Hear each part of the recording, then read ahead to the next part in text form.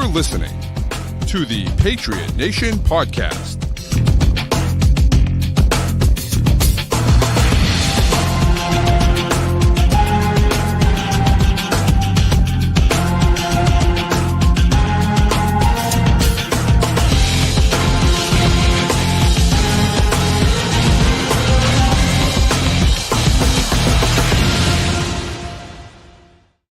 All right, welcome into another edition of the Patriot Nation Podcast. As always, your guy Pat Lane here with my man Matt St. Jean. And Matt, it's the end of the first week with no football. There's no football coming this weekend. Of course, Super Bowl was just this past Sunday, but no Super Bowl coming this weekend. No football coming this weekend for the first time all year, and it's a little sad. It's a little sad. It's a weird spot in the sports calendar for me right now because this is usually when I full on transition to like college basketball mode. For anyone who's not aware, I'm a Providence fan, but the Friars are now down 5 scholarship players at once. We've got a guy who tore his ACL last year who still isn't healthy. We've got guys with mystery injuries. We've got a guy who just got into a car accident. Somebody hit and ran him. He's got a concussion. Now he's not playing. And Oh, God. We've got coaches getting ejected because refs are power tripping. It's just a nightmare season. So I'm not pivoting my attention there. My next one up would be the Bruins, but they're 1, this year, and 2, the NHL's off because of the Four Nations face-off right now. Right. So it's Celtics season. I got my hat on, which is awesome. They're playing well, but they're on break now. Yep. So what do? I know. I have no idea, dude. And Charlie Kelly. Yeah, right. It's a weird spot for me because I'm coaching basketball. I'm coaching high school girls basketball, as most of you know that have listened to the show. And so, like, I've been so busy that I'm not 100% in draft mode yet because I'm still in basketball mode right now. And so, like, it's a weird spot for me. Because like normally I'm like, I've almost got my guy picked out and I'm like ready to go. And I'm, doing mock drafts every day. And like, I've gotten into the mocks a little bit. I've obviously released my mock draft 1.0, my mock draft 2.0, spoiler alert, coming out next week. But, I haven't been fully enveloped by the draft just yet. So it's a weird spot for me as well. So, by the way, for anyone that is wondering, it is, in fact, Max dressed as Powerline on my shirt. I am wearing a Goofy shirt tonight, so I got that going for me. So I love it. We got James in the chat here talking about this is the time to get into British football. Yeah. I will say this is for you. I feel like you'll appreciate this. I don't know entirely what was going on, but a bunch of my coworkers are soccer fans, and I believe it's Champions League going on right now. And right. It was, end of the workday, so guys were kind of winding down. So a bunch of the guys were in the kitchen where there's a TV, and they hooked up to have a Champions League game on the TV while they were wrapping up work for the day. And it was Real Madrid, I believe, versus Man City. I think I'm getting the teams right. And I walked in right at the end, and Real Madrid won it with what was a pretty cool goal. So that was cool to watch live. There you go. Yeah, all of what I know about European rules or European soccer is from Ted Lasso. So if it didn't happen on Ted Lasso, I don't really know about it. So yeah, that's the information I have. So one of the all-time great shows. I do have a buddy who's a Leicester City fan who I think the Leicester City stuff, Pat. Yeah. Like one of the biggest upset runs ever in sports history. They won the championship, yes. Something like that. And they were like, I don't know. My understanding was it would have been like the Browns going from their own 16 season to winning the Super Bowl the year after. Yes, because I believe, if I remember correctly, I believe they were relegated the year before. And then they came out of relegation that year. And the year they came out of relegation is the year they won the championship, which is pretty incredible. Yeah. And I honestly think relegation is one of those things that, like, it would never happen, of course. In in football, in American sports in general, I think there's too much money tied up in the current organization. That's correct. Yes. Yep. Yeah. So, but it's such a cool idea, the fact that you're facing relegation. And so then, of course, like these clubs spend whatever money they can because why not? Because we got to stay in the regular league. So it's interesting. Yeah. So, I always thought that relegation in college sports would be a lot of fun. Like yes. somebody somewhere created this concept where like, you take the regional conferences of the Big East and the Big Ten and all that kind of stuff. And then you take the regional conferences under them, like America East and I forget what the one in the Midwest is. And you basically like bundle them together for relegation and have like, all right, if you're last place in the Big East, you're going into America East. And if you win America East, you're going up to the Big Yeah. East next It's season. interesting. It's like Yeah, that. it's cool. I think It is a cool way to do it. yeah, would be a lot of fun, but I don't think that's coming to American sports anytime soon. No, it is not. No, it is not. So, and James is right. The Wrexham thing is really interesting. Of course, It's Ryan Reynolds. Ryan Reynolds and what the hell's his name? The guy from Always Sunday. I can't think of his name right now. Own Wrexham, right? And them trying to get into the Premier League is pretty cool, and so that stuff is interesting, So, Yeah. But once you're in there, it's awfully difficult to get them out of there. At least, from a perspective on us. So, Yeah. all right, let's get. Go ahead. It really is a weird dead spot in sports right now. Yeah. Well, your thing, you say you're not fully in draft mode. I've been in draft mode since like October, so nothing has changed for me. There's just not football on Sunday. Right. I get it. I totally get it. I will say, did you see the mic'd up clip of the Jalen Hurts dagger touchdown pass in the Super Bowl, the deep one? Yes, that was awesome. So good, because there's the two parts of it. There's the part with him doing the handshakes and everything with the guys after in the celebration, but there's the part forward, Nick Sirianni calling in the play. I didn't see that until today. I hadn't realized that either, and it was so cool. Yeah. It really does feel like Patriots fans are enjoying the Super Bowl every bit as much as Eagles fans are. Yep, as they should be. Yeah. I keep seeing the random Tom Brady Clips Twitter account posting that old reel of Brady getting hit a million times with the old rules back in the early 2000s when people tried to compare stats between eras for Mahomes and Brady, which kills me. I mean, it's so obvious that Brady played in an era that was so much more challenging, right? Like, not even more I shouldn't say more challenging, but more physical, right? Yeah. Those hits, that had happened on Brady. I mean, that stuff doesn't happen. It doesn't exist anymore, right?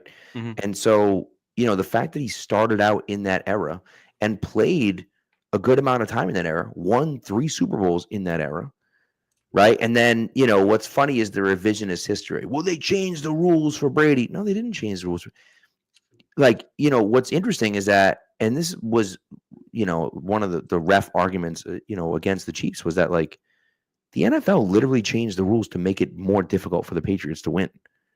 Like, they literally changed the rules because it benefited the Patriots too much to play that type of defense. And so, the rules change, they open up, and the Patriots say, all right, we'll just throw it all the time. And of course, get upset in 2007, but nevertheless, right? So they were able to kind of morph into something different by the end.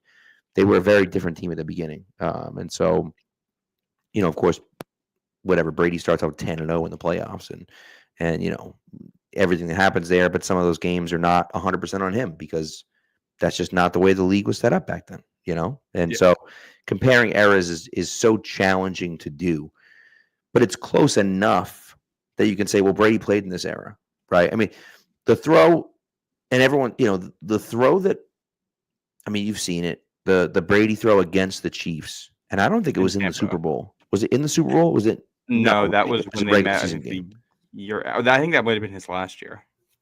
But that throw, I mean, he's got instant pressure up the middle with 2 guys hitting him, and he throws a 45-yard absolute dime. Just an absolute perfect throw in double coverage as he's getting hit by 2 guys right up the middle. He can't step into it. And that's a guy that's 44 years old that can make that throw. And you just like, he's the greatest to ever do it.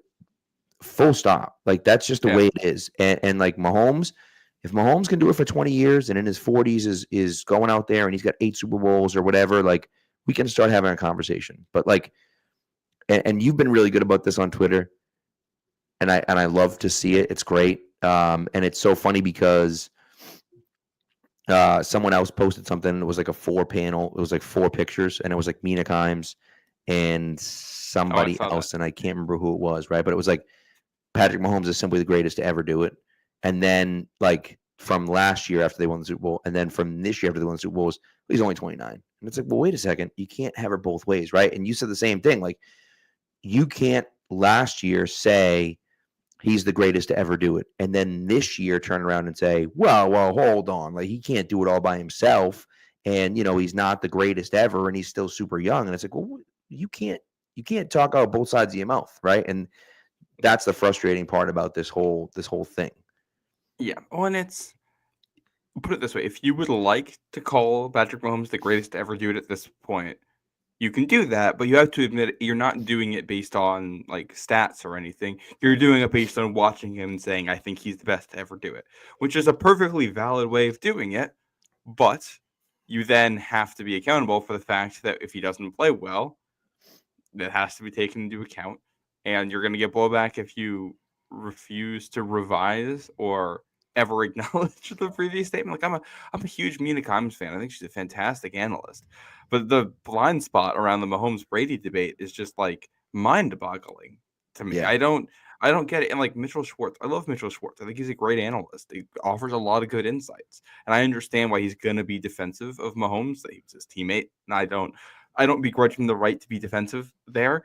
But it's also like you have to understand the greater context of Chiefs fans and a significant number of not just hot take artists, but real people in the media saying that Mahomes is the greatest ever after the Super Bowl last year, setting expectations. Like that's where the expectations were. And I this is something I kind of thought about a little bit more.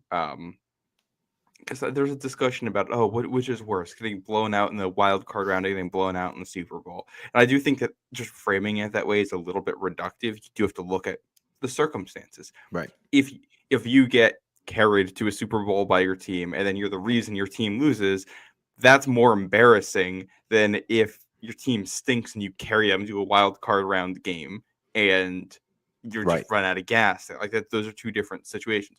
Neither one of them applies to like comparing this Mahomes game to Brady against the Ravens in 2009, which is apparently what we're doing. Or against the Jets in 2010, for that matter. Yeah, but they weren't really blown out in that game, but nevertheless, it was a 1-touchdown game. They played very poorly, and they underperformed in that game. They also kind of they played 2 elite defenses back-to-back years in the playoffs and just put up stinkers both times. That's the truth of it. But yeah, no, I don't think Mahomes obviously was not carried by his team to a Super Bowl this year. He was the reason. I mean, they had good players on that team, but he's the best player. He's the reason they got to the Super Bowl. That we shouldn't discount that fact. But at the same time, he played a genuinely awful game in the Super Bowl. So did a lot of his teammates, but he was terrible. And Brady didn't play like a great game against the Ravens either. He was pretty bad. There was a worse Patriots team around him than the Chiefs had around them this year, especially without Welker. Moss pretty much completely that was the right before he was washed up. Yeah. And first year back after the ACL tear, where I think anyone will admit he was not the same in 2009. That's correct. He was very much a different player that year, adjusting to it, which you see in all sports. For typically the year after an ACL tear, you're not the same, and it's one more year before you're fully trusting your body. And I also think too, the way that game went, right?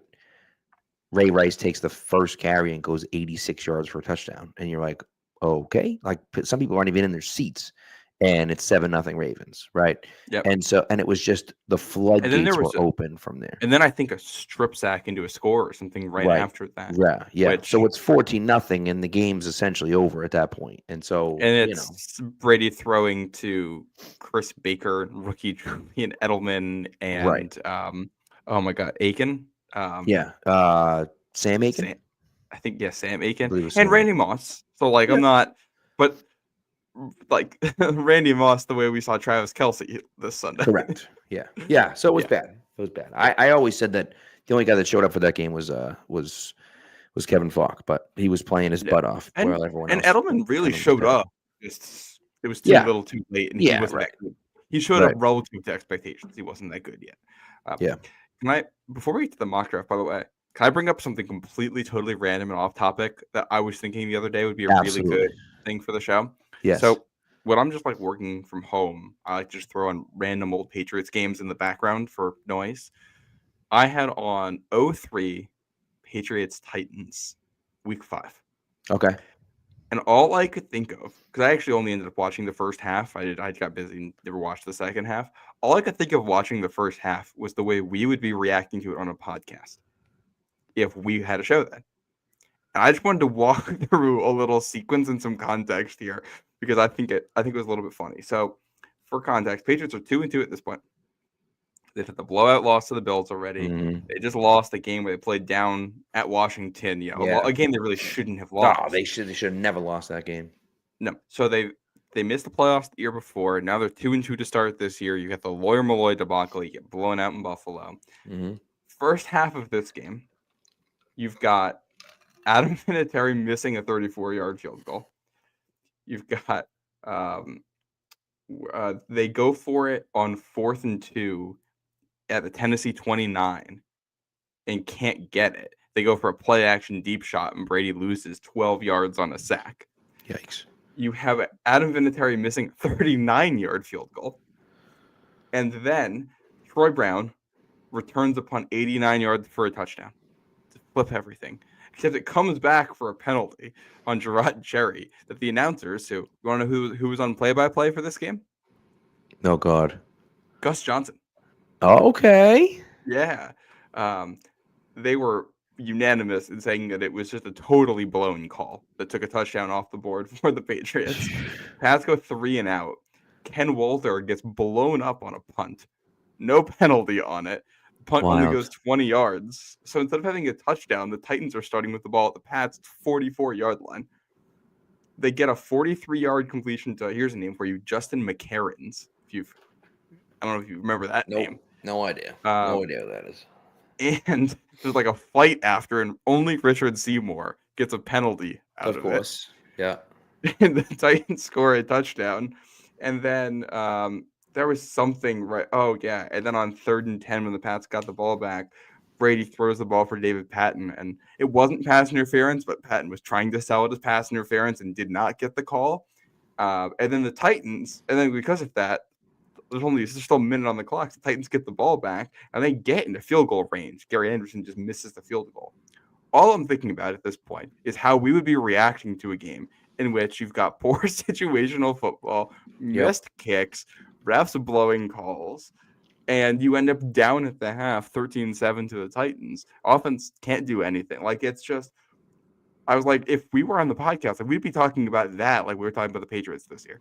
Yeah. Yeah. And that team went 14 and won the rest of their games and won the Super Bowl. Yeah, of course. They ended up scoring 38 points in the game, 31 points in the second half. Yeah, Tyler helping out there with a pick six. Then Boston College legend Mike Cloud with a pair of touchdowns in the second half. Talking about it's my guy Mike Cloud. Yeah, but just it was funny to watch that, thinking, man, like we talk about the dynasty like it's the dynasty, but you get rose-colored glasses that you forget some of these details. You're like, man, that was ugly. Yeah, right? I remember. Was it 04 Monday night in Miami when they taught when the blew 11-point lead. And Miami was awful, and they were wearing those terrible teal-colored uniforms. No. They were wearing they had the orange jerseys that game. Oh, maybe the orange, right? And Brady, I just remember seeing the cover of Sports Illustrated. It's like Brady getting sacked by someone as he's like fumbling and throwing the ball backwards. They returned for a touchdown and won the game or something like that. It was awful. Yep. It was 28-17. Let me get to the actual play. It was 28-17, and the Patriots had the ball with. Let's see. Well, it was 28-17 when the Patriots scored. That was with about 4 minutes left in the game. Sammy Morris, actually, for Miami, went down and scored a touchdown. Okay. To make it a 5-point game. And then that's when Brady threw the pick. So it's still, Pat's up by 5, just over 2 minutes left.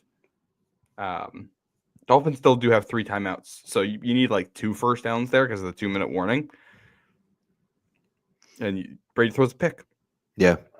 And you give up another touchdown, and that's, you get 2 scores in really short amount of time there, less than a minute. Yep. So totally blew that one. I still remember they included Brady's presser after that in the championship DVD from that year. Not the whole thing, but a segment of it. Yeah. It was just him kind of owning it. Like, yep. Yeah, and sometimes those things happen. I mean, that 03-04, those 2 teams I would put up against any team. That 04 team I'd put up against any team, maybe ever. That 04 team was loaded. Absolutely loaded with Corey Dillon and all. Like, they were sensational, that team. So I talked about how I like to throw in random Pats games.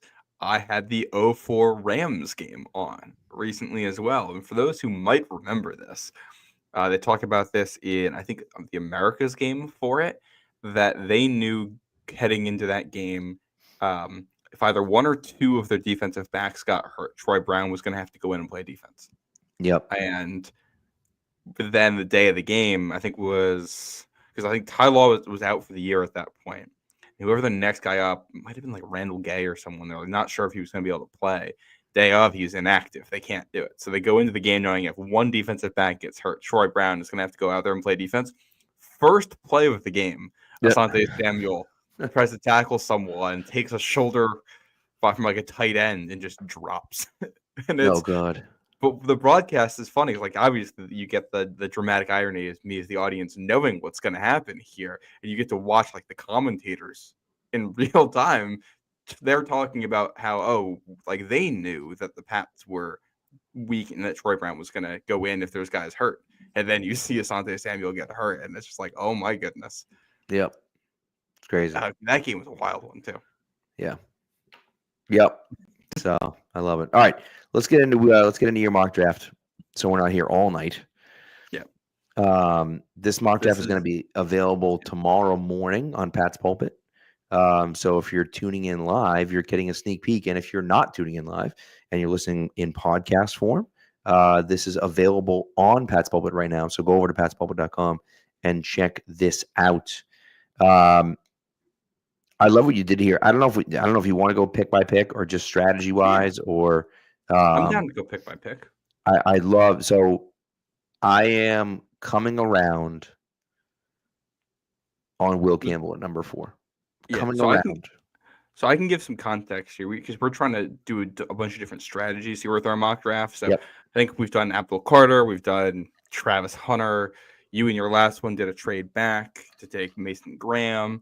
And I was looking at this. What's the scenario where 1 quarterback plus Abdul Carter and Travis Hunter are your first 3 guys off the board? What do you do then if you're the Patriots? And in this situation, you can't trade back.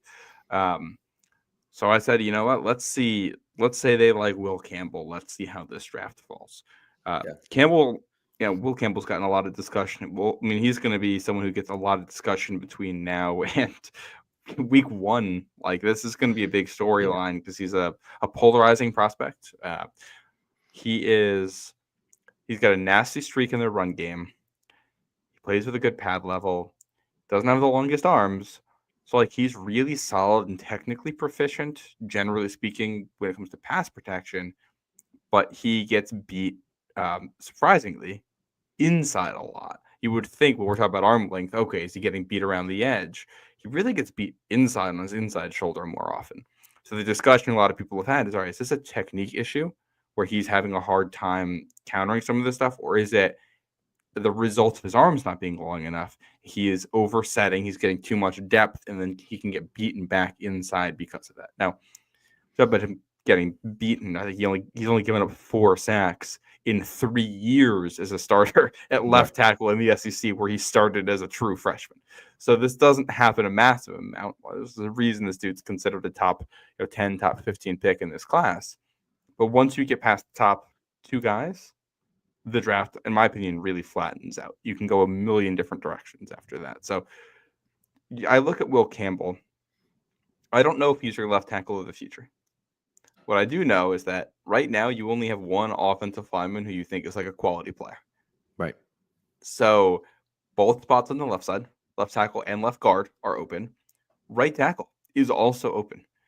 And, if you don't think Campbell is quite good enough as a pass blocker to work on the left side, but you still think he can be a tackle, maybe you kick him over to the right side. Maybe you sign a Ronnie Stanley to play left tackle, and you kick Will Campbell over to the right side and say, hey, we're just going to ask you to mirror everything you were doing, and you're going to work next to Mike Onwenu, and there could be a really nice, combination of power and pass protecting ability between the two of those guys on the right side. And I think he's just a good football player. And there's potential that he busts because he just doesn't have a positional fit. Yeah. And that's always going to be a risk here. But maybe you don't overthink the guy who was good enough to start as a true freshman at left tackle in the SEC. Well, and that really what it comes down to me is if he's a good player, he's a good player, right? Maybe the arms aren't long enough for him to play tackle. Then he kicks into guard, right? We saw Mekhi Becton play guard this year for the Philadelphia and was fantastic. We saw, Peter Skronsky, who I believe was a Mike Vrabel draft pick, right? That, went to Northwestern, questions about the arm length, tried him at tackle, didn't work. He plays guard now, and he's pretty good, right? And that's and so do you want to take a guard at number 4 overall? No, you do not, obviously. But at the end of the day, what it comes down to is that if you believe he can play tackle and you believe he can be a dominant tackle, well, then you take him. And then if worse comes to worse and it's absolute worst case scenario and he doesn't work out a tackle, you can kick him into guard. And that's not ideal, but you at least have a player, that's very good for you. And so I think that's kind of the way I look at it. I also think that Dante Scarnecchia having his hands back in the offensive line, I think matters because he doesn't care as much about arm length. And that makes a big difference for Campbell. If you can play, if you're nasty, he loves guys that have that nasty streak to them. And if you're technically sound, he's okay with the arm length, right? And I think that, you get a situation where Campbell is technically sound. And again, he's got some issues, obviously. Like he's not perfect. But he is technically sound. And so you say, okay, we're not as worried about arm length. Now, I don't know what the arms are going to measure, right? If they come out and they're measuring like super short at the combine, well, now we look at it and say, okay, that's not going to work, right? So, but, I think if they're long enough, I wouldn't be surprised to see the Patriots be interested in him playing tackle, even if other teams don't think he can play tackle. Well, I think from what I've read, I think he's been practicing and working out as a tackle all off season. So I think he thinks he can play it. He's prepping to play it. Meanwhile, I'm pretty sure Skoronsky was switching earlier on. Don't quote me on that. I gotta read more about that. You might be right. Yeah. But yeah, so it's we'll see where the Patriots land on him. This mock is also done pre-combine. In 2 weeks. This might look foolish once we have actual measurements on what his arms look like. And I think, is there a difference between 32 and 7/8 inches and 33 inches? Functionally, no, there isn't. At that point, you're relying on the tape. The tape says he's a good college left tackle whose skill set might not fully translate. So we'll see. But if the worst case scenario here is that you get a high quality guard, you don't love that at pick 4, but also in some ways you do like the safety of the lack of bust with a guy with his type of production on the offensive line. The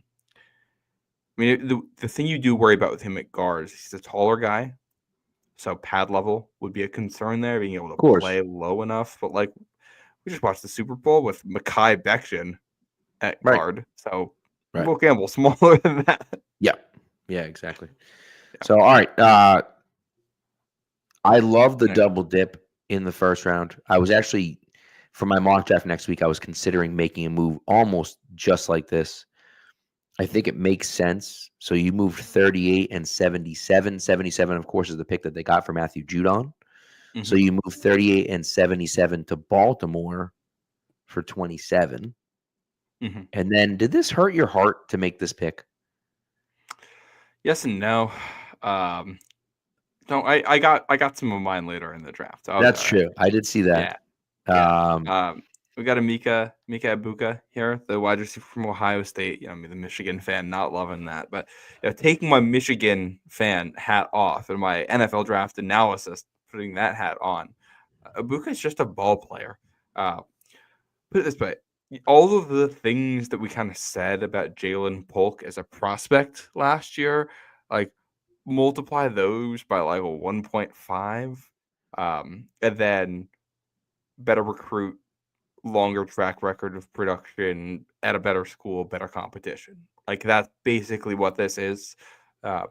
He is, for anyone who likes the more advanced numbers, he's had over 2 yards per route run in all 3 of his seasons as a starter, and 2 yards per route run is a generally good benchmark of success. And he's kind of always been Ohio State's number 2 wide receiver. That's because he played, second fiddle to Marvin Harrison Jr. and now it's second fiddle to Jeremiah Smith. It's not a comment on his ability at all. It's more so a comment on the sheer amount of receiving talent that goes through that school. He's technically polished and refined, does the dirty work. He makes tough catches. He's good in the red zone. Like, he'd kind of take over as your power slot. That's where he'd fit in. And, your 90th percentile, your 99th percentile outcome on a guy like this is Amon-Ra St. Brown. Which I think the way that Mike Vrabel wants to build a football team, he would like a guy like that. And I think, Drake obviously like a receiver like that as well. Well, I think too, I almost look at Ohio State and feel like you really can't go wrong with a guy from Ohio State. You get so much success from those receivers at Ohio State, and he's not a random receiver, right? He came into this year, everyone was thinking he was the number 1 wide receiver for Ohio State. And of course, then the freshman goes out and balls out, right? And so he kind of drops back into that number 2. And I know he's not necessarily that number 1 outside receiver anyways. No.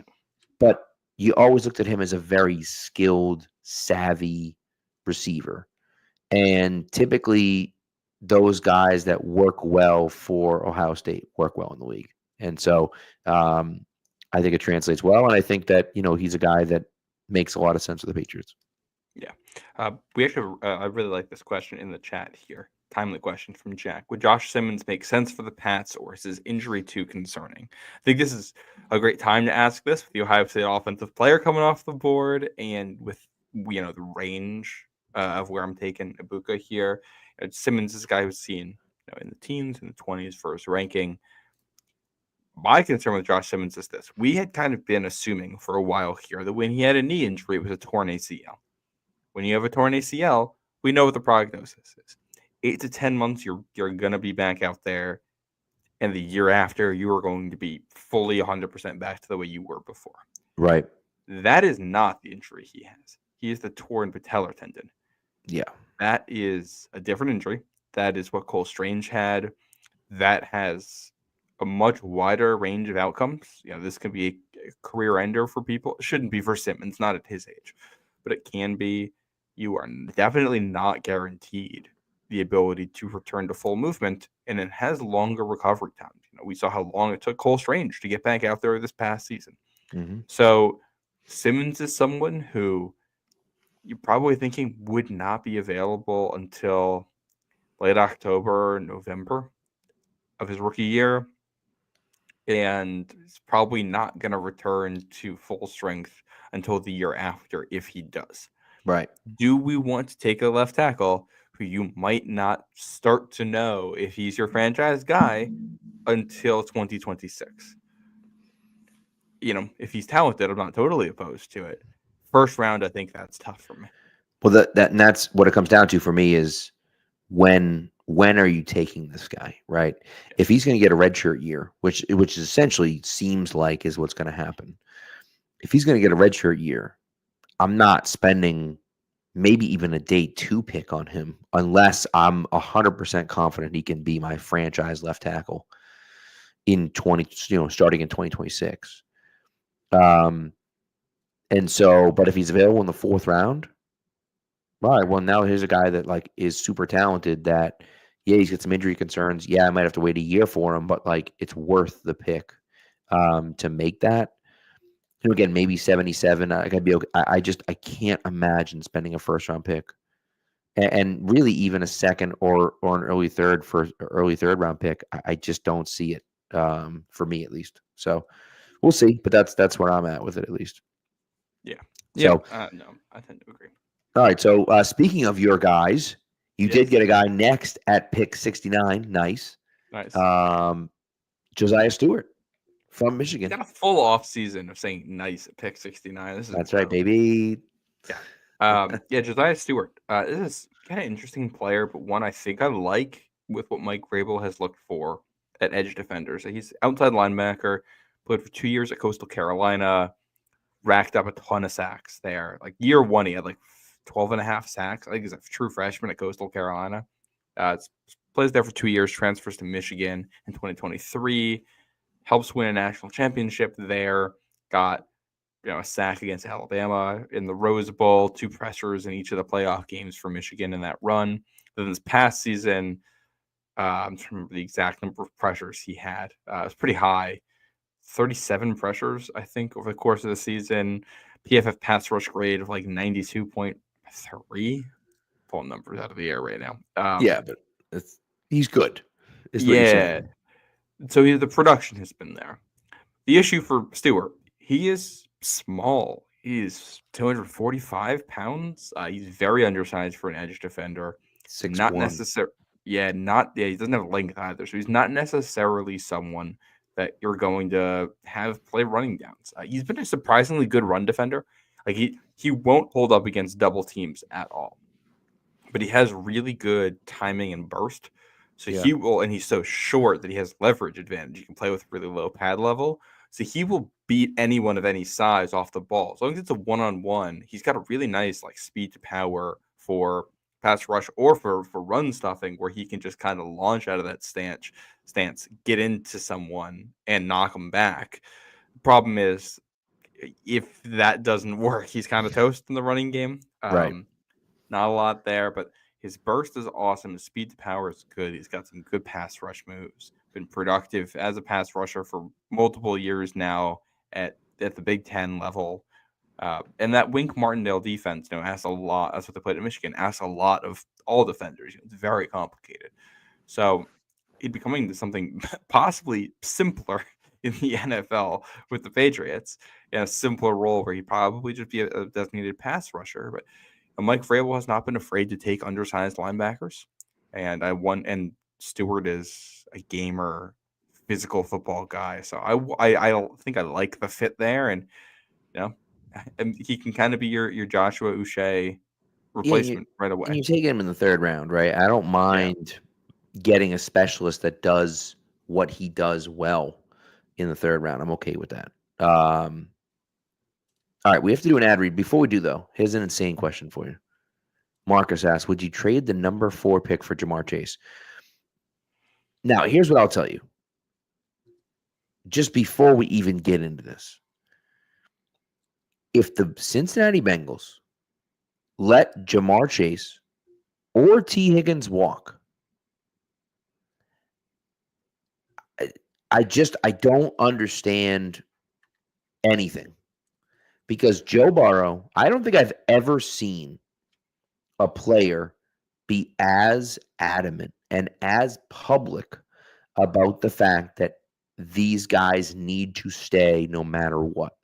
And he'll restructure his contract, and he'll do whatever it takes for those 2 guys to stick around and stay. And I think that, Chase especially, right, who I think it just is another level. Like, he's incredible. He's the second best receiver in football right now. And so I don't imagine he would be available anyways. Would you give the number 4 pick away for Ja'Marr Chase, though? Yeah. I mean, I Theoretically? would wait until you're on the board, on the clock, just because you want to know who's on the board. If it's Abdul Carter, or Ja'Marr Chase, and specifically Ja'Marr Chase at market value, then you might want to think about it a little bit. But like, man, as long as there's no issue with the contract negotiations and you can lock him in for a while, I think he'd be a perfect fit with Drake May. Like, I think he'd be Yeah. everything the offense needs. Oh yeah. And I think I like him more than anyone coming out in this class. Like, it's Right. even when you include the fact that you're getting him for a shorter amount of time and you have to pay him market value, I still think I'd take him. Yeah. It's interesting. It's an interesting question. And so that's, I think it's fascinating what they're going to do. If you're Cincinnati, what the hell do you do it for? Like, all right, you have the 4th pick. Now what? Do you take an offensive tackle to make your offensive line better? Do you take, like, you can't turn around and then draft a wide receiver. Like, that doesn't help you. So I don't know. I'm not sure, right? That's the thing. That's what Tennessee. That's what John Robinson got fired for, right? He trades. Yeah. I don't know if that's what you're going to say, but he trades AJ Brown for 18, and then drafts Treylon Burks, who stinks, at 18. And it's like, just sign freaking AJ Brown. What are you doing? Yeah. Well, and that's the thing. Like, if we're making the comparison to this year, would you rather have Jamar Chase for 4 or 5 years at market value, or rookie deal Tet McMillan? I'm taking Jamar Chase. 100%. 100%. Now, I will say, if you're convinced that Travis Hunter can be a wide receiver in the NFL and you're drafting him to be a wide receiver and he's on the board, that is something I would weigh you a little bit more heavily there in that calculus. But yeah. He's going to the combine as a corner. So even if he's going to play receiver, which I believe that he will, he's going to the combine as a corner. So, do with that with you will. Do what you will with that. But, so. Ad read time? Let's do it. Time to pay the bills. This rad read, of course, is for Prize Picks. Prize Picks is the best place to get real money sports action with over 10 million members and billions of dollars in awarded winnings. Prize Picks has made daily fantasy sports accessible to all. You just pick more or less on at least 2 players for a shot to win up to 1,000 times your cash. Run your game all season long on Prize Picks. I've been using Prize Picks all year. As you guys know, I'm terrible at it, but I enjoy it. It's fun. I like doing it. And so that, for me, is fun. All-Star Weekend is almost here. It's this weekend, as Matt said. It's the best place to win cash while watching your favorite players during the game and Saturday night events like the 3-point contest. Prize Picks is the best way to get action on sports in more than 30 states, including California, Texas, Georgia, Florida, and Massachusetts. And so what are you going to do? Download the Prize Picks app. Put in the promo code CLNS, and you're going to get $50 instantly when you play your first $5 lineup. You don't have to win. You just have to play. Again, download Prize Picks, put in the promo code CLNS, and you're going to get $50 instantly when you play your first $5 lineup. This weekend is going to be really interesting because all the skills challenges that are going on. Prize Picks are going to be out there flying around. That's a fun one for me. Last year they did the combine. So they do the combine every year and then the skills challenge. That's a fun one for me. So get in on it before that because we're gonna have a lot of fun betting that this weekend. We're gonna have a lot of fun playing that this weekend and trying to guess, right? Is this guy going to hit more threes or less threes or what? So that's going to be a lot of fun. So again, download the Prize Picks app today, put in the promo code CLNS, and get $50 instantly when you play your first $5 lineup. Prize Picks, run your game. All right. So let's get back into this mock draft. At pick 105, you have a guy that's an interesting guy, Ricky White. Ricky White might be one of my guys this year. I'm going to get this out of the way off the top, as I do in my article. Yes, he has the same build as Tyquan Thornton. It's like the same height, same weight, same hand size. Like he's a skinny dude who's fast. So I get the concern right off the bat. First of all, we're talking about pick 105 here. Second Very of different all, than pick 50. Yes. Ricky White has really strong production. He's got like over 2,500 yards at UNLV over the last 2 seasons. Gets in the end zone a lot. His biggest issues, he's had some issues with drops. He's mostly cleaned those up now, but the first 2 years in college were rough for him when it came to catching the football. But like, he is a flexible athlete in a way that Tyquan Thornton never showed. Right. He is bouncy. He has lower body flexibility. He can make guys miss in the open field. These are not things Tyquan Thornton could do. He's a much bendier player, which makes him a better route runner. You know, he creates separation. He plays in the slot and outside. He could be a big play threat. The game that really brought me around on him, his game against Syracuse last year, like, they basically just couldn't cover him all game long, and it was really impressive. So, you know, double dipping at receiver here again. This is a need. I'm going to keep throwing picks at it until, you know, you're able to draft somebody. And you know, with White's skill set, like, okay, like I am intrigued to see what this could look like in the NFL. Yeah, that game against Syracuse, 10 catches, 135 yards, and a touchdown. He had a punt return of 51 yards in the game. Yeah. Pretty good. Yep. He had against Hawaii, some other style. And it's Hawaii, but 7 for 128. Utah State, he had 7 for 138. Fresno State, he had 10 for 127. So, you know, some really good. Now, against some of the better competition, you know, Kansas, 3 receptions for 4 yards. Houston, 2 receptions for 11 yards. So it didn't necessarily translate against some of the tougher schools on the schedule this year, but the overall body of work, I am intrigued. And he was at the Shrine Bowl. He looked good there. Yeah. And look, I think, you know, Tyquan Thornton was a guy that just ran fast at the combine, right? And I got tricked into it by Evan Lazar, you know, who put up like a great package of his releases off of press. And I was like, oh, this kid looks like an actual receiver. So they never really did that for Baylor, you know, and that's not the case with White. As Pat Stats pointed out there, he's an all-star special teams guy. He does, you know, and so that's the thing. Like he's not just a dude who runs fast. Yeah, he does that. He's also a good route runner. He was productive, you know, and so there's something to build off of there, right? As opposed to Tyquan, who just never really had anything. And so, yeah, he's small, but 6'1", 190 isn't that small. It's small, but it's not that small. I thought he weighed in at 175 the Shrine Bowl. Oh, you might be right. Yeah, the Shrine Bowl did weigh in pretty small. Yeah, let me get the actual measurements here. But it wasn't like, who was the guy that last year weighed, was like 5'10", 165? Who the heck was that receiver? Do you think that Tez Johnson this year? Maybe. Because he was like 156 or something. There was someone last year too that was like 165, and I was like, whoa.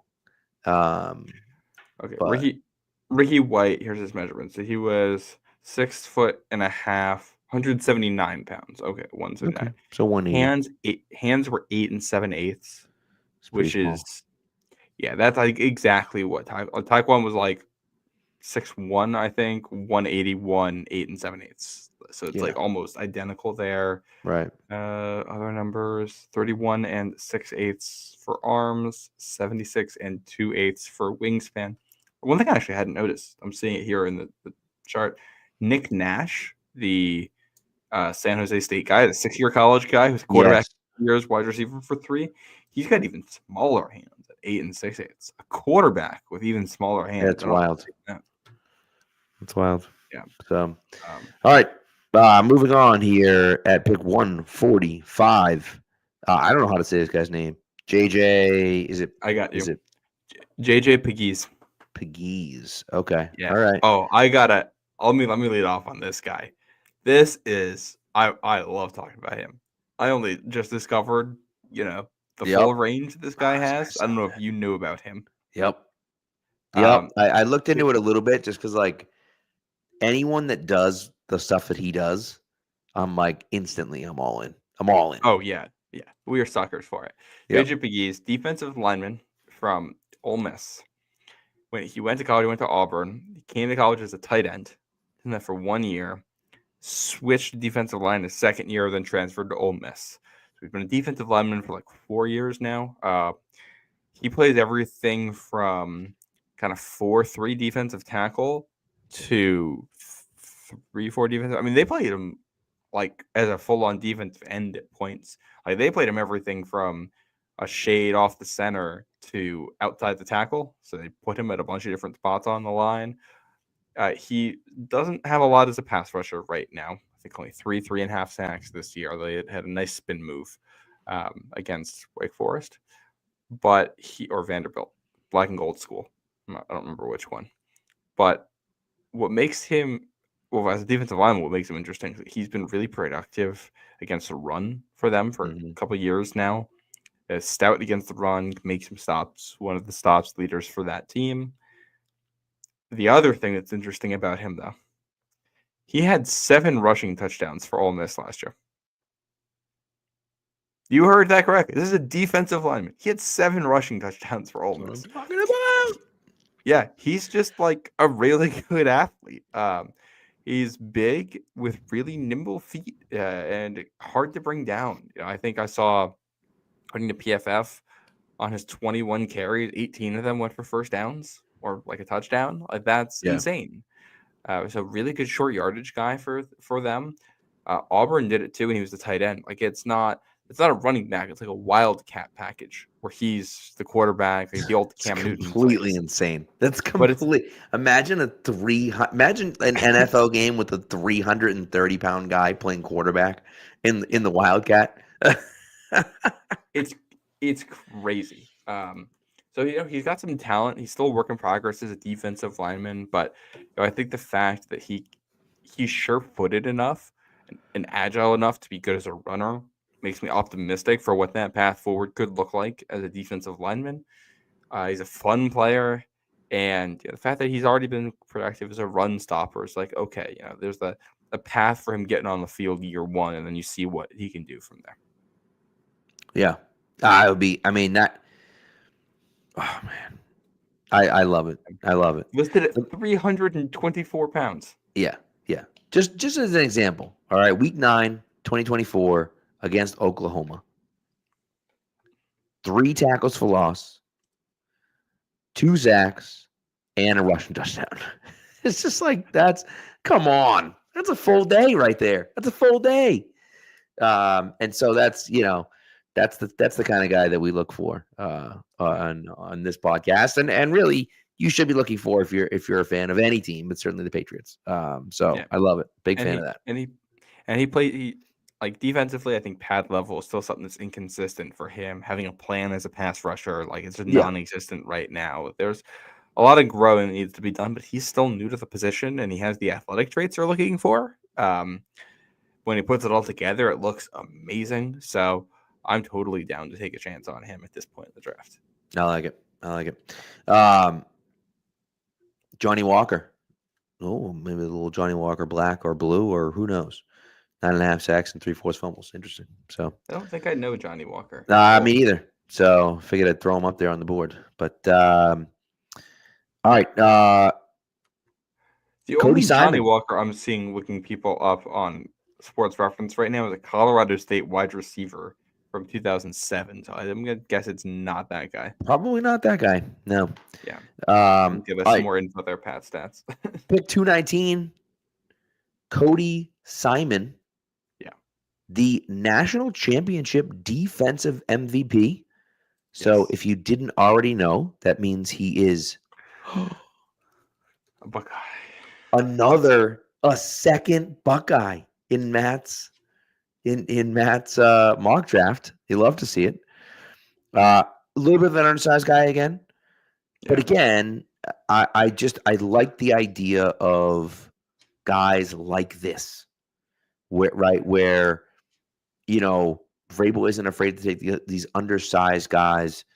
He's a leader. He's a captain. Played for them, and so that's kind of the. It's interesting, and look, I mean, you're talking about fairly late in the draft, and he's not like this slam dunk pick or anything like that. But I do like what he brings to the table, as far as a linebacker, even though he's a little undersized. Yeah, and he played middle linebacker for them. He's very much mentally at the center of Ohio State's defense, making the calls and everything for that whole run they made to win a national championship. I think he had 7 forced fumbles and 7 sacks this year. No, not forced fumbles. 7 sacks and 7 passes defense. That's what it was. Led the team with 100-something, 112, 115 tackles, something in 112. that range.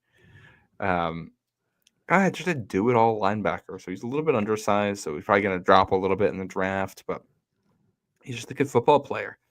Linebacker from Vrabel's alma mater, which I feel like he would like, and a new school linebacker. I think one thing I was thinking of. I'm gonna segue here. We saw the Patriots after the Super Bowl posted their graphic about we're on to 2025 or whenever with players on the team. The first thing I thought of was how many of these players that we're seeing right now are actually going to be on the roster by 2026. So the guys on this graphic: Kyle Duggar, Jawan Bentley, Ramondre Stevenson, David Andrews, Drake May, Christian Gonzalez, and Mike Vrabel, of course. I looked at this, I'm like, Kyle Duggar might not even be a lock for a roster spot in 2025 if they decided they wanted to move on. Ramondre Stevenson is not a lock if his fumbling issues continue. David Andrews probably only has 1 more year left. And Jawan Bentley is a guy I love Bentley, heart of the defense, all that. Yeah. Schematically, he's a very different player than guys who have played in Mike Vrabel's defenses before. I wonder if they start to try to transition into what he wants to do. And if they're going to do that, Simon is the kind of guy who could come in and learn for a year or maybe 2 and then take over for Bentley after that. Yeah. Yeah, that's an interesting way to look at it. So, look, I'm down for taking flyers on guys. I like the guys that are, have that locker room mentality background, that were leaders already. So, I'm in on that. All right. Yeah. Pick 222. Yeah. Jordan James, running back from Oregon. Yeah. I picked him at 222 because in the current consensus, I used the NFL mock draft database consensus. Yep. He is 218th on their board right now. Now, Dane Brugler put out The Athletic, put out his new top 100 today, and Jordan James checks in at 62, 3 spots ahead of Josiah Stewart, who's at 65, while the Pats taking in the 3rd round. So this pick might not be one they can actually make on draft day. His stock might be going up, but this is the guy behind Bucky Irving the last couple of seasons as Oregon's running back. He's got great balance. He's got great burst. Not necessarily the best bend, but that's okay. He was incredibly productive. Over 1,000 yards rushing, 15 touchdowns. Just a good football player. And a lot of people like him more than they liked Bucky Irving coming out, which says a lot given how well Bucky Irving played. Yeah. And Irving, the hard thing is fit matters too, right? It's hard to know whether Bucky Irving would have been as successful as he was in Tampa if he had got drafted to another team, right? So who knows? But nevertheless, he played really, really well this year. So if you have a chance to get a guy like this, and I always feel like Oregon's an interesting place because they have so many freaky type of athletes.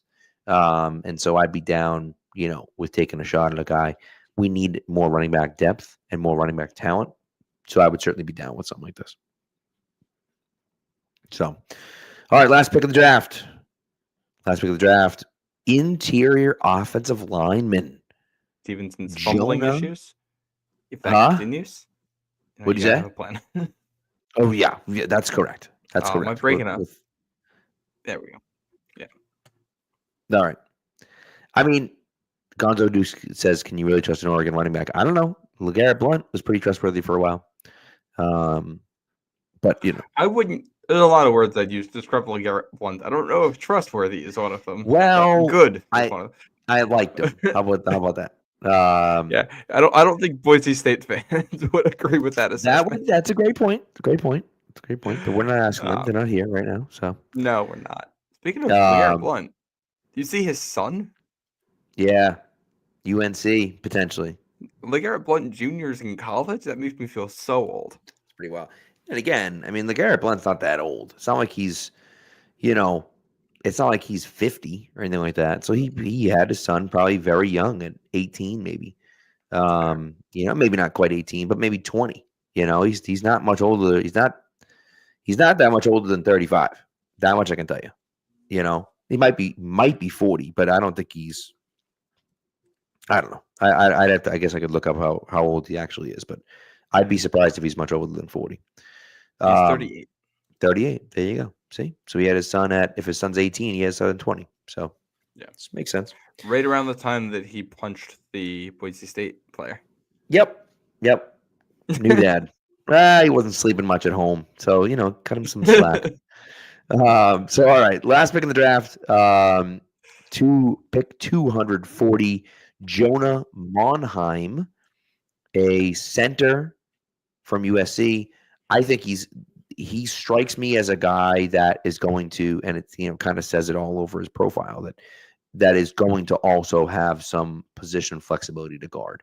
I think that that matters. He played every spot in college but left guard at USC. He played there for 5 years. First 3 years he was on the right side between right guard and right tackle. Fourth year he was at left tackle, and they switched him to center for a senior year. So he's kind of been all over. People liked him at the Senior Bowl, if I'm remembering that correctly. Yeah. And he's experienced, played a lot of football, played a lot of spots on the line. He's not the most physically imposing, but he's been a good pass blocker all throughout college at multiple spots. And he kind of wins with angles and leverage. Like, he is not a mauler. He's not really going to force you out of position, but if he can get an angle on you, he'll just win with technique. So, this guy's probably not going to be a Pro Bowler or anything. That's why he's in the 7th round, but he could be a useful depth piece. And the fact that he's played a lot of spots, to me, that makes him interesting. He hasn't played left guard, played left tackle. He's played right guard. I think he could probably play left guard if you needed him to. They just didn't ask him to at USC. So, a guy who could probably back up a bunch of spots and be a useful player. I was intrigued by that profile of the spot in the draft. Here's what I'll tell you. Okay. There's only one thing that you need to know. Here's what I'll tell you. On NFLDraftBuzz.com, the number one person on the player comparison list is one of my biggest draft crushes from last year, and Tanner Bortolini, who I absolutely loved and was a similar player, right? Could play all over the line, could play center, could play guard, played a little bit of tackle at Wisconsin. And I think by the end of the year, he was starting at center for Indianapolis, was he not? I believe he started a game or two for Indianapolis. I'm almost positive. Nevertheless, for you. If this guy is a guy that's similar to Tanner Bortolini, I'm all in. And so, again, shorter arms, so he's going to be inside. That's fine. I don't have a problem with that. But give me a guy in the 7th round that can play multiple positions as a backup. That's a valuable piece to have, right? That's a guy that can play a bunch of different spots, and you can feel good about your depth on your offensive line because your backup guard is your backup right guard, left guard, and center. That makes a big difference. Yeah. Bortolini actually started 5 games this year. There you go. 4 and 5, and then 10, 11, and 12. How about that? Guessing Ryan Kelly must have been hurt. I was going to say, I believe it was at center as well. So that's, yeah. Yep. What's interesting here is that, his first couple appearances, his first start, he also played week 6 for part of the game. Weeks 5 and 6, he gets a pass block rate in the 80s from BFF. And then his later stretch of starting, 10, 11, and 12, he's all in the 50s. So I am curious what happened there. I wonder if teams got a scout on him and were able to go after him a little bit more. Yeah, I also wonder, too. You wonder what the matchups were, too, who they were playing, and that also could matter, too. You know what I mean? It was the Bills, the Jets, and the Lions in that stretch later on. And that's 3 teams with good defensive lines. Which could make sense, right? And could be part of the reason why. Yeah, that would do it. So, but that's my mock. It'll be written up on Pat's pulpit. I like it. So yes, like if you haven't already, go over there. And look, we've talked about these guys, but one of the things that we like to do with our mock drafts is link some videos to it. Yep. Explain it a So little bit more. We obviously went in depth a little bit with a lot of these guys, but actually getting eyes on them and seeing them a little bit is nice. there'll be a clip for every one of these guys in the Yep. article. Yep, as there always is. And so I think that it's a valuable tool. And again, the biggest thing for me is that what I try to do, and I know you try to do the same thing, Matt, and I don't know if you pick, do you pick a different player for every, I don't know if did you do that last year too with me, where you picked a different player for every spot? Oh yeah, I don't repeat. I didn't. I'm not Yeah. gonna. I'm gonna try not to repeat from yours too. Yeah. And so the idea being that we're trying to expose you to as many prospects as possible, right? There's going to be over 200. There's going to be 250 some odd draft picks, right? And then UDFA guys as well. And so we're going to try to expose you to as many of these guys as we can. We can't go in depth on every single one. We just can't, right? But if you read a mock draft and we have a guy in the 6th round and you kind of like some of the skill set that he has, you're like, ooh, that's an interesting guy. And then all of a sudden draft night comes and in the 6th or 7th round, that guy goes off the board and maybe he comes here, maybe he doesn't. And you're like, oh, wait, I know that guy. Wait, that name sounds familiar, right? So that's what we're trying to do is just expose you to those different types of players. It's impossible to go through the entire list. It is, right? I mean, Dane Brugler and those guys and, all those like big shot guys that get paid all the big bucks to do that. Sure, they can do it because that's literally their entire job, right? But like we have actual jobs. We can't go through the entire prospect list. We just can't do it, right? They don't like me at work if I'm watching. That's correct. Yes, yeah. I have to teach math. I can't just focus on the NFL draft. And so, it's impossible to get through everyone. And so we try to expose you to as many as we can so that you not only see a name, but then have a little bit of information with each one of those guys. And so, anyways, so that's kind of the idea, and that's the thought process behind what we do, and why we're doing it. So yeah, couldn't say it better myself. Random note. Yes. Stats was mentioning Johnny Walker in here. So wondering why I couldn't find him on Sports Reference. They have his name misspelled. The first time I've ever seen that they had his name misspelled. So did they misspell it or did he misspell it? They did because it's spelled correctly elsewhere. Interesting. Because it's Johnny in this case Johnnny and they did double H instead of double N. So that's clearly just somebody put in a typo. Someone messed it up. Yeah, just a thing. Beside it, for anyone who's used Sports Reference, I was writing an article last year. I don't know if I've mentioned this on here, and I was going through. I was just writing about quarterbacks the Pats could sign, and oh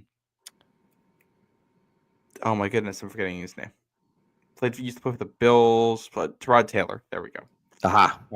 Tyrod Taylor's name came up. So I was writing about him, doing some research on him, and I found a discrepancy where I noticed that if you count the number of games that he has started, according to his Pro Football Reference page, and then you look at his record and you add up the number of games in his record, you'll notice that his record is 1 game short of the number of games that he has started. So I emailed Pro Football Reference and said, hey, I found a discrepancy here. I think you guys forgot. I was wrong and they were correct. Do you want to know why? Because at some point when he was in Buffalo, they ran some kind of trick play on the first play of the game where he was on the field but didn't take the snap. Yes. I think there might have been 2 quarterbacks out there or something. And because he wasn't the one that took the snap on the first play of the game, the win or loss does not go on his record. So wild. It's just such a crazy, crazy stat. I think that we should change the way we do the win-loss and decide into quarterbacks, where instead of who starts, it should be whoever plays the most snaps. Which would make sense. would make way more sense. Like this isn't baseball where we're giving it to like a starting pitcher by default or anything. And even in baseball, it's about when you come out of the game and all that. Right. So it should be either, what do you call it? Either whoever plays the most snaps, or you do it the baseball way and just say, basically whoever's the last one out there. Yeah. I mean, however you do it. I mean, it's just like, it's dumb that's a real life thing. So Tyrod Taylor doesn't get a win if they win that game because he doesn't take the first snap at quarterback. It's like, it's dumb. It's stupid, Yeah. And so, but again, that's the question that I have is, if you did change it, would you then have to go back and change all of the other stats, like Tyrod Taylor's stats and like everyone else's stats, or is it just from that point on? I mean, I wouldn't try to brand. I mean, here's the thing, if you did it based on, no, I wouldn't go back and alter things because that might mess up people's records. Yeah, I wouldn't, and like I don't think Tyrod Taylor. I don't think he doesn't care, right? I think it's Tyrod's technically. I don't think he cares. Yeah. So okay, I'm going back in my emails here to find it. It was a week 1 game actually in 2015 against the Colts. They went out there with both Tyrod Taylor and Matt Castle. Yeah. Really? So the Bills starters had Matt Castle at quarterback and Tyrod Taylor at wide receiver. That's wild. That's how it's listed. I don't obviously go watch what the play was because I have no idea. But yeah, so they won this game, and Matt Castle gets credit for it. Is that Matt Castle's last career win in the NFL as a starting quarterback? It's What got year to be. was That's it? 2015. Oh, it's got to be. If it isn't, it's awfully close to it.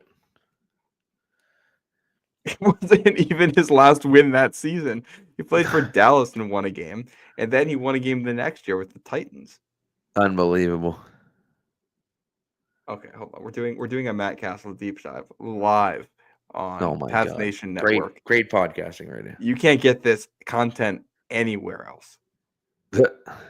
The win was at Washington, a 19-16 win later that year with Dallas.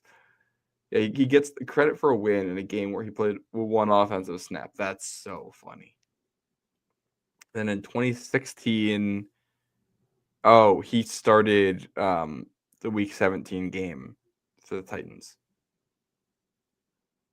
Yeah, against Houston, but I think was a meaningless game. And that would have been his last one. Yeah. Well, there you go. How about that? Bill O'Brien was the head coach. Mike Gonzo Mularkey. Gonzo that was for Houston. What was that? I was saying Gonzo Duke thinks we should have an all Matt Castle pod. I'm down. Deep dive. You know what I will say? Because I think, obviously, there's been a lot of hatred for the dynasty. So I think any actual analysis of the content outside of the craft stuff has just completely gone by the wayside. The Matt Castle section of the Dynasty doc was so interesting. I felt like I learned so much more about Castle as a person and the dynamic with Brady. And like, nobody really talks about the 08 season anymore. No, and they don't. Going through that season that year, I thought was incredibly interesting in the doc. Yeah, I agree. It was a fascinating thing. I also think, I mean, listen, I'm biased. I had the guy on twice.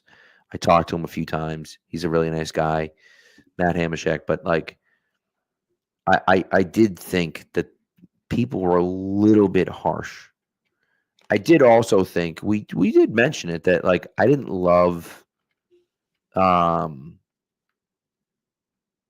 of like the middle of it. I thought dragged a little bit. I thought I didn't understand where they were going at times.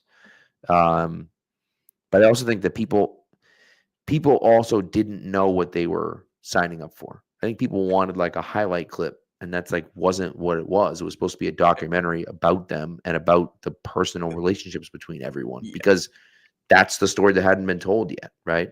Yeah.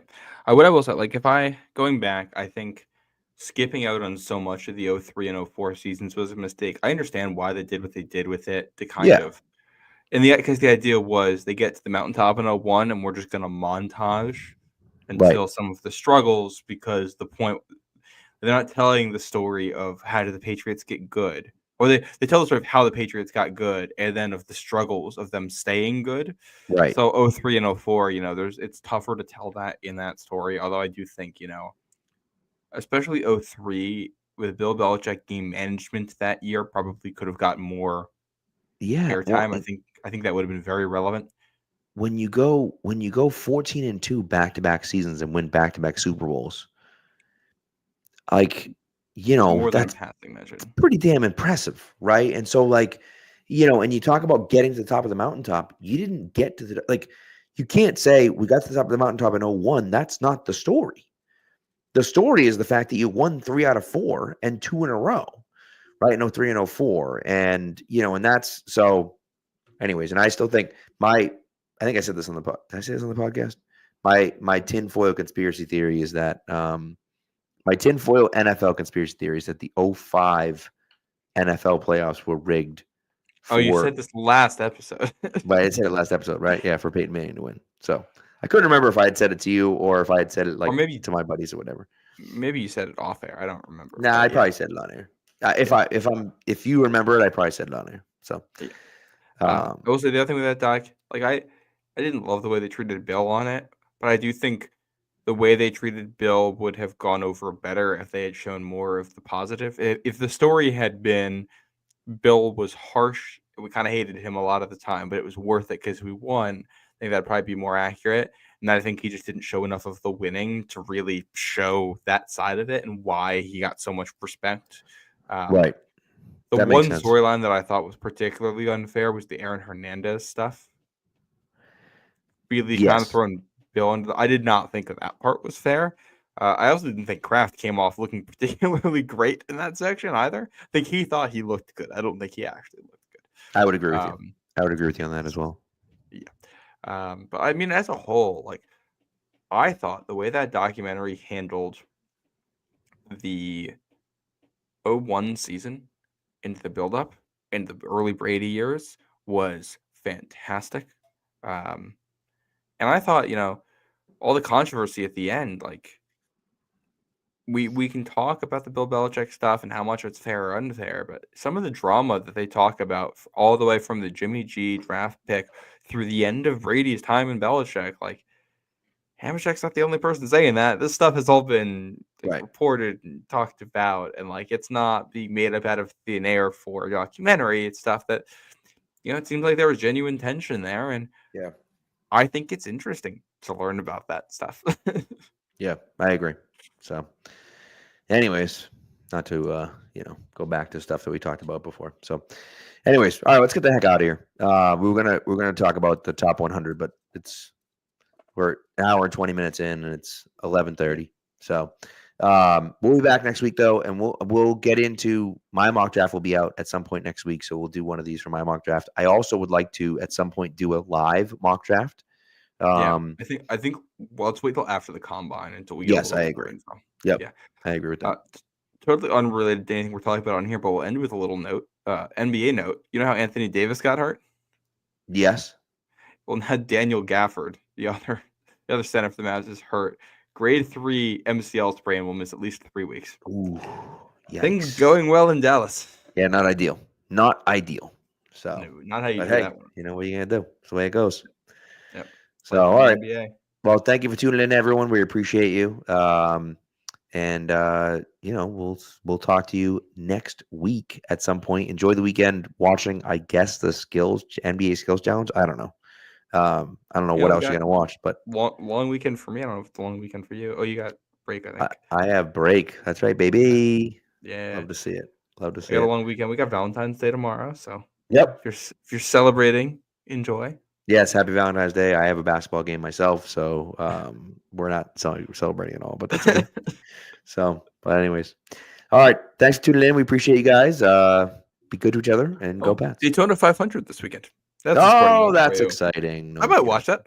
Yeah, I like NASCAR. Yeah, I don't watch a lot of it anymore. I used to watch as a kid, but okay, yeah, have fun. That's Coach of Gordon. Sounds like great. Sounds like a great time. I just Zero interest. Zero interest for me. But anyways, all right, that's it. See you later, guys.